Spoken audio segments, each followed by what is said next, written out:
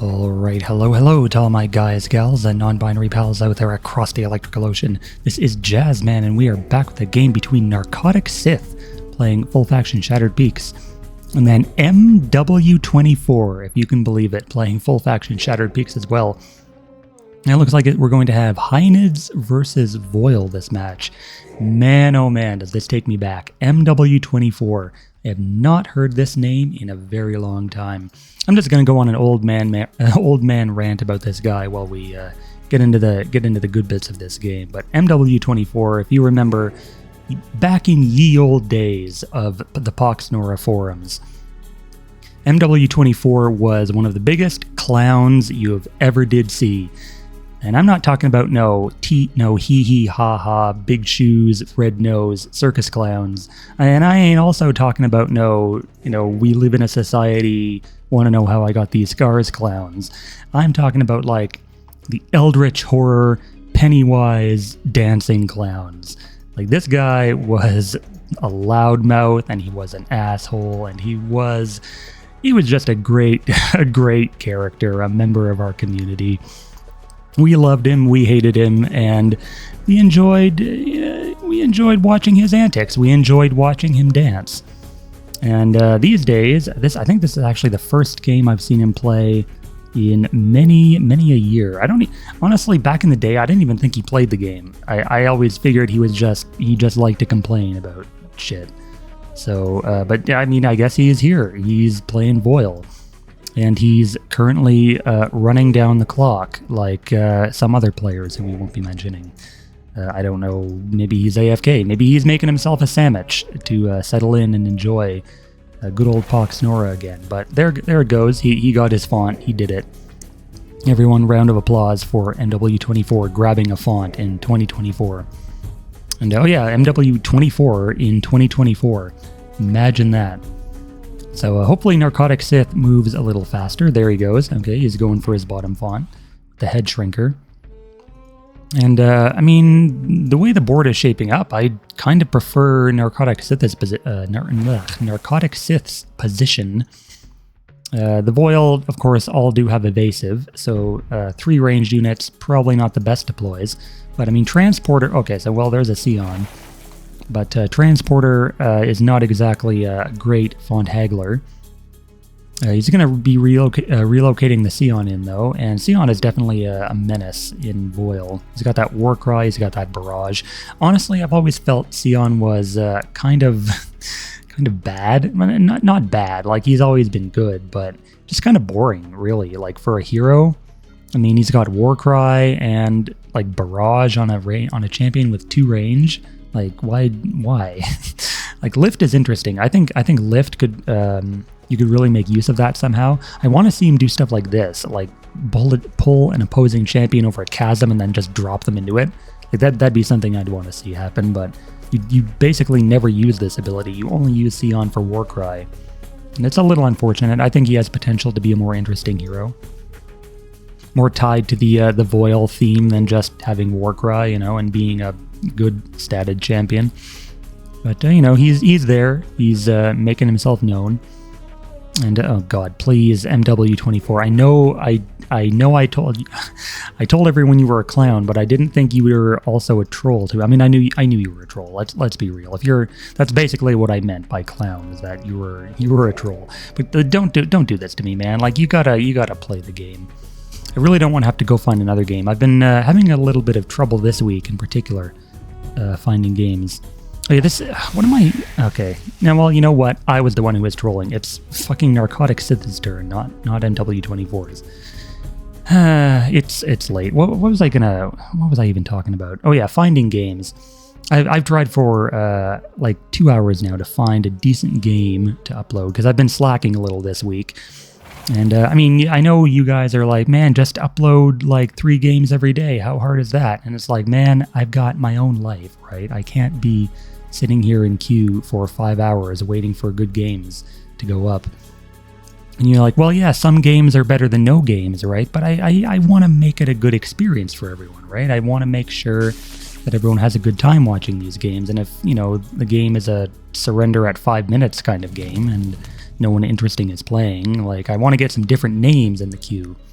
but it's hard when you're in a different time zone. So basically, like if you guys want good games, you gotta play more good games so that I can record them, right? So make your games interesting, and I'll be sure to record them. If you want to try and ensure that your games go on the channel, you have to play at a specific time. So basically, the time I'm most likely to record is basically between, I would say, like 5 p.m. and 8 p.m. EST. So whatever that is for you, just try to be on around those hours, and I'll probably get one of your games.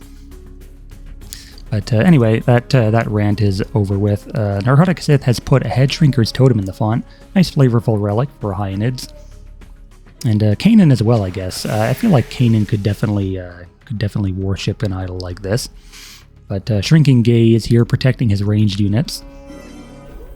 And the Fire Bomber, he actually did a Firebomb last turn, so this turn, I mean, he's kind of debuffed out the ass right now, which is basically what Hyenids do. They debuff you out the ass, and then they just... I wish they had more Death Sentence champions. They have the Executioner, but I want them to have more. I want them to have like a Judgment unit. Wouldn't that be nice to see Judgment on a Hyenid one day? Put it on the Ascendant. Like take away one of his abilities and put it on him. I think that would be a great change. But we're probably going to see a Barrage Warcry here from Sion going down onto that Spearman. The Spearman is screwed. Like, he can't really get out of this. He's going to get attacked by all these guys and die.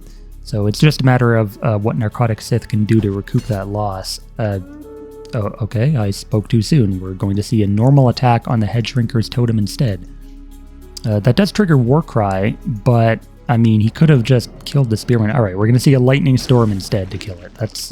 That's also acceptable, I suppose. Transporter moving in for a hit. He's going to do 9, and then 18 more will be enough for a kill from the Fire Bomber. And then Transporter can grab that globe.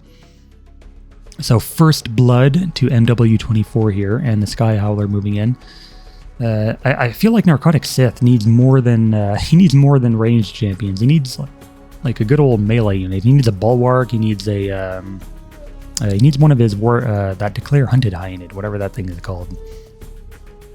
He needs a Flame Fist. Actually, a Flame Fist on this map plus like an Avalanche would just win out on its own. Because he could like flame burst a guy into the lava, or Avalanche first and then Flame Burst into the lava. He's grounded. So the Voil wouldn't, they would take bonus lava damage there. That would be pretty cool. But I'm just glad that MW is not playing Savage Tundra, because Savage Tundra on this map, I've ranted about this before. I hate playing against Savage Tundra on this map, just because there's literally nothing you can do to avoid Gale Force. It's gonna come for you, and it's gonna screw you so badly. You've never been screwed as badly as Gale Force on this map. But Narkotiksith doing three spells here. That was, what was that? Elemental Vortex, and then a Bad Blood to kill the Voil Transporter, and then there was another one. What was that? Bad Blood. Oh yeah, Whispers of the Mind from MW24. So he only did 2 spells. That's fine. But Whispers on the Hungan, which prompted those spells. And I mean, MW can still get a Warcry off, but that will not be enough for a kill on the Hungan, I would think. Unless, well, you can do a Hostile. Okay, yeah, Havoc's Touch is going to come down. That'll be a kill then. But yeah, there's a dead Hungan. So basically just a spell battle right now. And, you'd think playing Shattered Peaks, you'd see more deploys, but SP does in fact have good spells. Wouldn't you believe it? Yeah, they got good champions, but they also have good spells. So down goes another dog.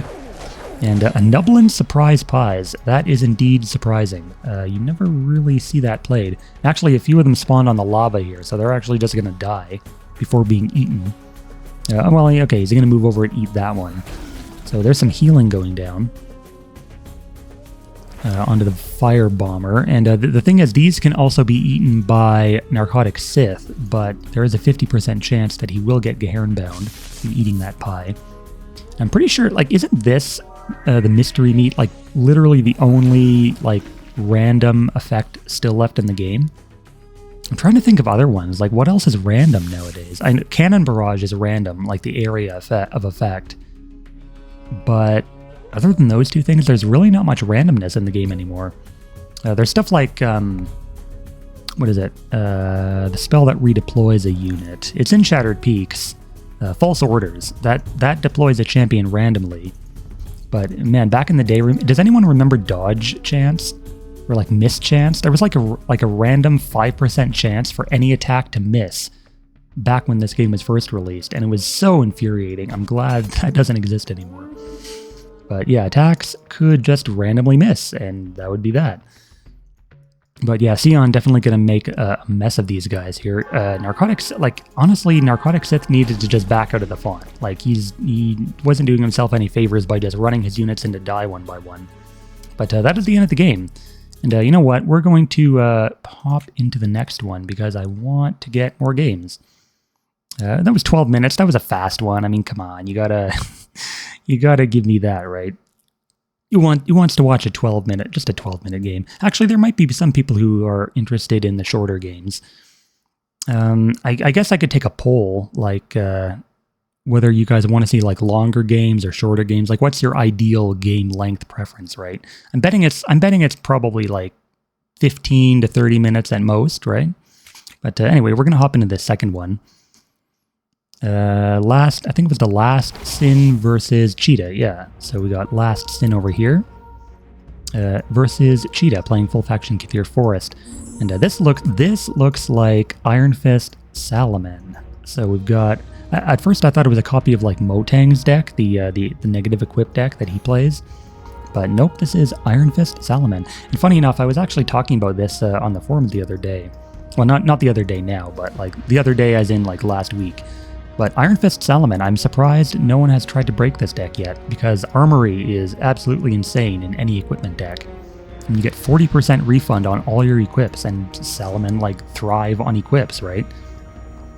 So it just seems like the obvious choice. If you're going to split, you get a refund, you get the equipment reduction, and you get the reveals by deploying the Armory. So yeah, it seems like, it just seems obvious, right? Why not run this split? But we've got Salaman and then Garu here from Cheetah. Any stealth? I'm just checking the combat log for any hibernating Garu that might be lurking. Doesn't look like there are any. Garu Elder, or I guess Elder Garu. He's like the last bastion of the old ways of Pox, where it was like cheap 70 Nora champion with huge stats. Draxar Lord is sort of like that now as well, but it's basically just a few of like the really old ones. I guess Lich King also sort of counts, because he's got 8 range and 12 damage on 100 Nora champion. But we're going to see some equips. Granite Bracers on the Fire Salaman. That's okay. Block. So we've got block and an auto dodge on this Fire Salaman here. I mean, that's a pretty good champion to just sit in the font versus like a mostly melee theme like Garu. We've got damage shield on there as well. So I'm wondering when we're going to see some shatter here from Cheetah. It's always fun playing something like Rebound into Salaman, because they just have all their equips like just instantly vaporized. Divine Dispersal also works, but I'm pretty sure Divine Dispersal is banned in ranked. I might be wrong about that. I mean, like, he could still try and get a Warcry. Like, he could eat the Bracer with Hunter, but then he just get blocked by Cody. The Kodiak would get blocked, so there's no real good engage option here for Cheetah. Kind of just has to wait until he gets like an opportunity to eat both the block and the Bracer in one turn, and then rely on Warcry. Now it is only block 1, so he could theoretically eat it this turn. But yeah, I was gonna say he's gonna walk into like 5 traps doing that. So yeah, the hunter just moved up 2 spaces and was like, nope, I ain't walking in there now. So there's 2 rock traps plus a flashbang. Just noped right the hell out of that. So he's just going to sit back. I mean, yeah, this is going to probably be a waiting game for Cheetah. He needs like a manifestation or a whisperer. I think the medium would be nice, because the manifestation could eat both the bracer and the block. and then not have it, you know, be onto one of your other champions. But that flashbang is kind of a pain because it means you can't engage without getting blinded. So there's yet another thing that Cheetah has to worry about. So Warcaller Fior, and he keeps deploying melee. Probably not the best idea into these the flashbang spamming traps and stuff. But I mean that's an intimidating front line he's got sitting there. Elder Garu plus Kodiak and then the Hunter. Like, how do you, like, the Last Sin can't really engage on any of this either, so he's basically just gonna have to sit there with the Fire Salaman and wait. I think it would be better if he moved his Salaman over this way, like behind the flashbang here, because it would provide fewer spaces for the Garu to engage at, because this side is kind of blocked by the bush, and then Elder Garu, being a fatty, can't really get through to this side and leave an opening for the other Garu to join. It looks like okay, so he's probably going to do, yeah, some more equips, Earth God Sigil on the Kodiak. It does give the damage buff. I'm guessing a Flame Strike is coming. And double Earth God Sigil. Alright, so 2 Earth God Sigils here. And funny enough, the Salaman abilities do trigger on negative equips. I wonder if there's a way to abuse that. Like, you could do like Salaman FW with Mind Shank. Like, just constantly spam the Mind Shanks because they give you a refund after 4 turns. And that's an easy way to keep up your ingenuity, right? But the Fire Salaman, see, I would have, yeah, he Flame Striked the Kodiak, but now he's kind of in engage range. The Flashbang is still something. Now, KF does have Naturalize that could just eat that relic, no problem. What was that stealth deploy, by the way? A commando? Yeah. I was hoping it would be something interesting like a ninja, but nah, there's no way. I'm not lucky enough to get ninja in my game. So I'm thinking commando is probably over here. Like, I mean, well, actually, sorry, he's probably over here because detection is it. So I think if commando goes trying to sneak this font, that would be a nice play by Last Sin. Because, like, with detection, I mean, there's not really much point in deploying over here. I'm assuming he went with Knockout as his upgrade to keep it cheap, because everybody just goes with Knockout. They go with the cheapest build. But the Hunter is actually backing off. I see, honestly, at this point, I would just go in and eat the flashbang and then back off.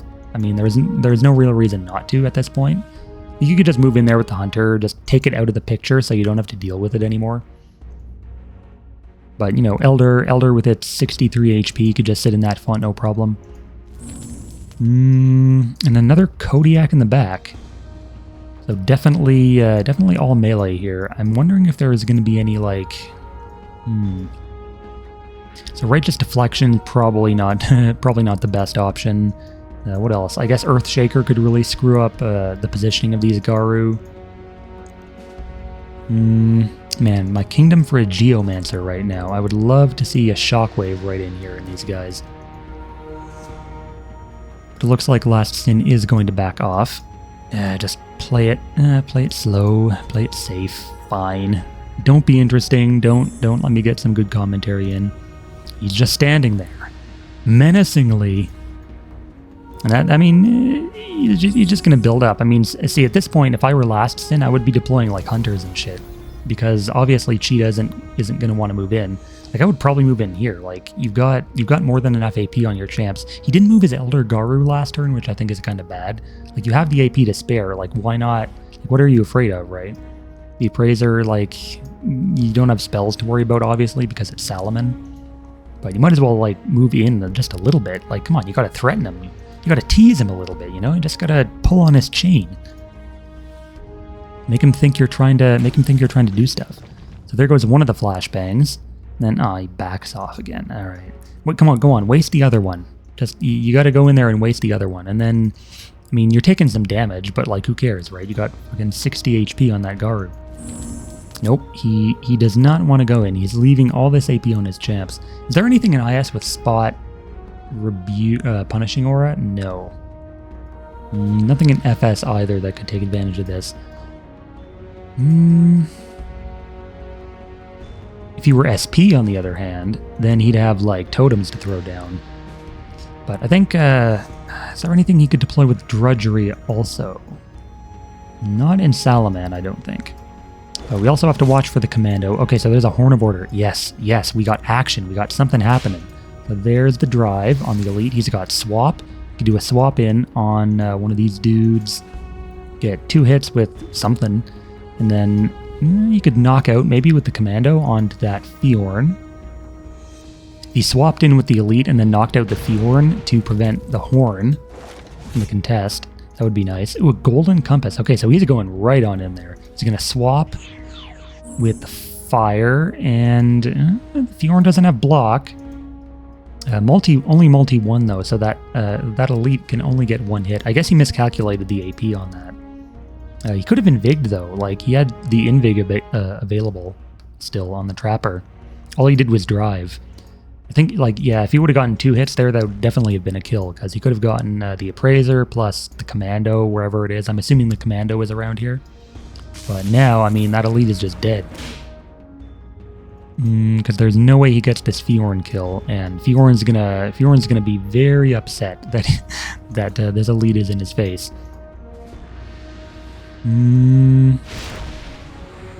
12 down to 20. That's not good enough. He still has an invig. Wait, did he invig this guy? Nope, just a drive. So no more invig. Oh yeah, wild bracer.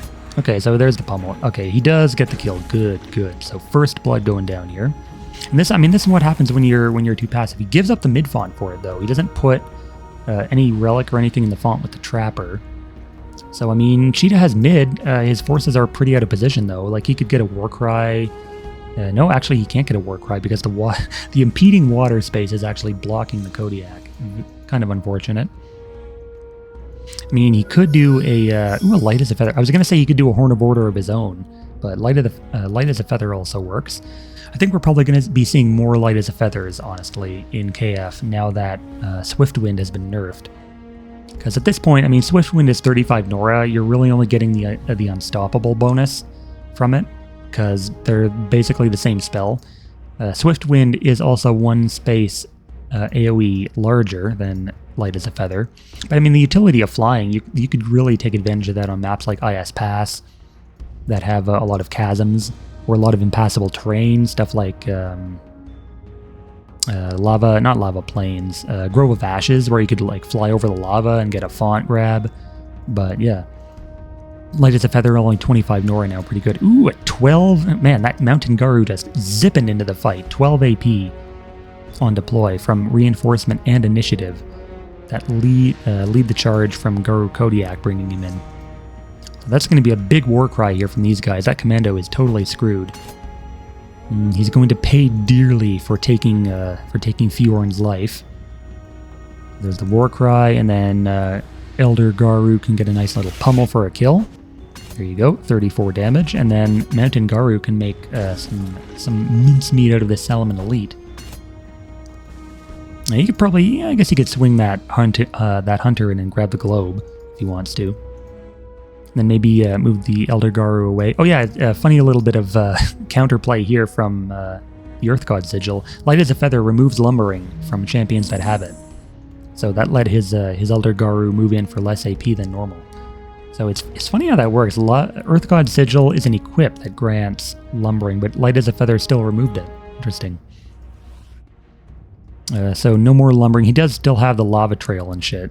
Can't be relocated or anything. But Cheetah had the advantage the whole time, and he probably didn't even know it, because he had all that AP to spare from double Warcry. The other Garu goes hibernating, of course, but we know where he is because of the lava trail. And we'll see if Last Sin can get another advantage. Is that a Divine Dispersal? Damn, okay, so earlier in this game I actually said that it was banned and... Well, I didn't say, I assumed it was banned and ranked. But he actually played Divine Dispersal to remove all equips and relics from play. And then he's throwing down some new ones. So Elite gets the Wild Eye, and what else? Yeah, I think that's it. So I don't know about that. Like Divine Dispersal he got rid of his own horn, but he did drive some guys before he did. So I guess that's fine. I think now, like, though, that Fire Salaman would be a little vulnerable if the Kodiak wasn't hibernating right now. That's an interesting play. Like, IS Salaman, so Divine Dispersal, you can get rid of your equips and then restack all of your Salaman Ingenuity abilities. I hadn't considered that before.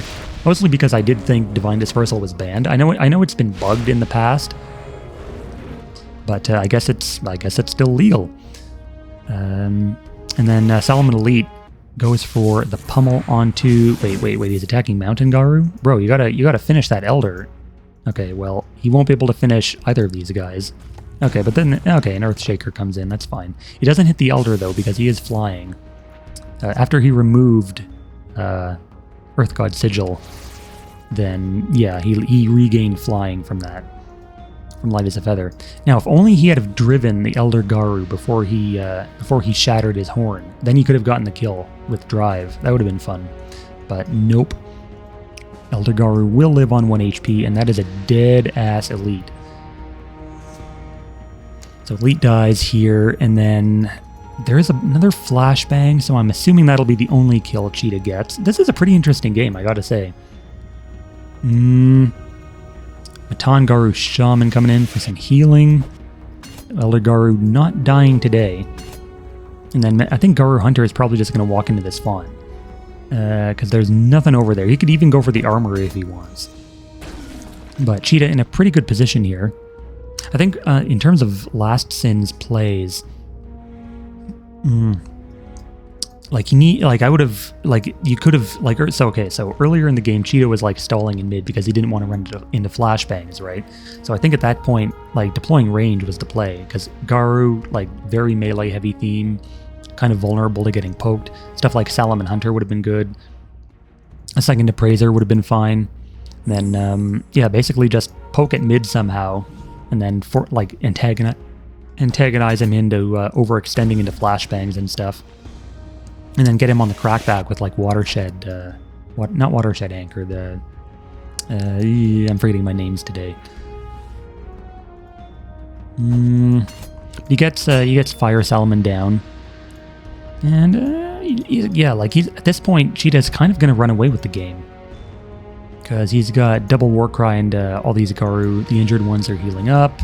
And Last Sin is kind of falling apart. Salomon are a very finicky theme to play.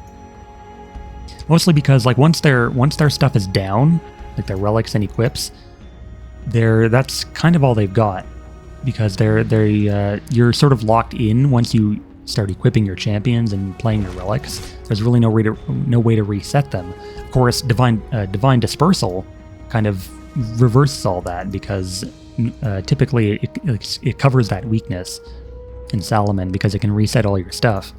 So I guess it makes, in one sense, it makes them easier to play, because now you have the option to put all your stuff back and go for your ingenuities again. But it does refund all of the Nora, so I don't know if I'd run it with negative equips, because you want those negative equips to stay on there, because it doesn't matter if they get reset. It's the positive equips that do matter. I feel like I did a horrible job of explaining that, but I honestly don't play much Salomon myself. But I have played against them a few times, and they're very annoying once they get going, because these abilities, they stack way too much in my opinion. I think stacking twice would probably be good enough, but having them stack 3 times, it's man, they can get 25 damage out of nowhere. It's pretty crazy how. Wait, did he just walk through that flashbang? He did. He walked. Okay, well that's an observer bug for sure, because that flashbang is definitely visible on my map. But Trapper goes with the Granite Bracers. Interesting. He did put it on the Salomon again, the Fire Salomon. All right, so he's got Bracers again now too. But Last Sin, he's in a decent position. I mean, if you can deny some Warcries, that'd be great. But these Garu are pretty fast. He's got 2 Warcries. He's got a Warcry over here. He's got a Warcry to watch out for over here. And another flashbang, which is detected by the Hunter. Yeah, that's kind of an annoying one. So if Cheetah wants to walk this way and deal with the Fire Salomon and the Fawn, he's got to walk through the flashbang.